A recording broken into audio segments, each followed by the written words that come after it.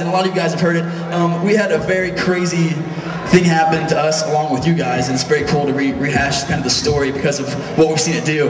If you guys recall back a few months ago, back around January, downtown Huntington, we had a pretty major fire that happened. It was a pretty major tragedy, probably one of the bigger, I would say, that ever happened in Huntington. You guys recall this, I'm sure. And long story short, because you guys are one of the few people we don't need to tell the story to, we had a friend who passed away in that apartment fire in January, the Emmons building downtown.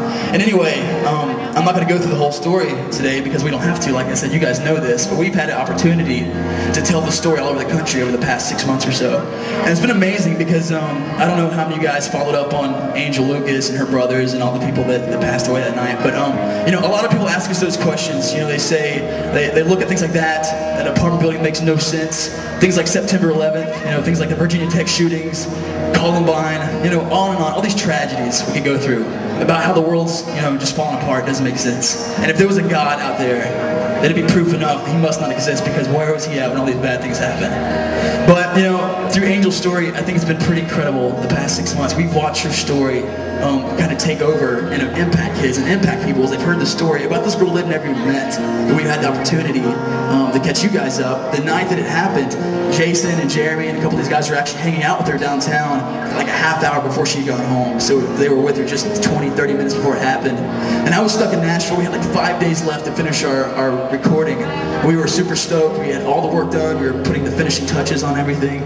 And you know, this happened, and I couldn't be here for the memorial services and stuff, so I did the only thing I could at the time, and I just, you know, kind of messed around with the song overnight. But the next morning, our producer heard it. I recorded it before I went to bed, and he said, "Hey, what is this song? Dude, where did this come from?" So I told him the story, got him up with what had happened in Huntington, and he said, "We've got to put this on the CD. We've got to tell the story." So we did it, and it made it to the CD, and so it's really cool to see her story go even that much further because of all the people that have been impacted. And I can stand here 6 months later, and this is just my personal viewpoint. I could be wrong. But I think that if Angel lived to be 90 or 100 or 120 years old, I don't think she could have physically reached out and impacted as many people as her story has. It's just taken over. And her MySpace and all that stuff is still online today for kids to check out. So I invite you guys can go to her MySpace, and on our top friends, you can check out her MySpace just how you left it. But you know, this song, where this came from, got me thinking, you know, if you had the opportunity to realize that you had one more night and you were going to leave your last blog on MySpace, or your last, you know, your last touches on your web page online, or whatever, your Facebook, what would you want the world to see? What would you want your mom and dad to know? Let me see your hands if you guys ever lost anybody close to you. A friend, mom, dad, grandparents. All right, that's almost everybody. So you guys realize, you know, life is fleeting. We don't have a lot of time. It might be 17 years, it might be 70, but either way, our days are numbered. So make your impact. What is it you want to leave behind? So that's where this song came from, off the things I read off her last MySpace blog that she left. Because she wanted to know what her purpose was. She was 17 and was kind of confused.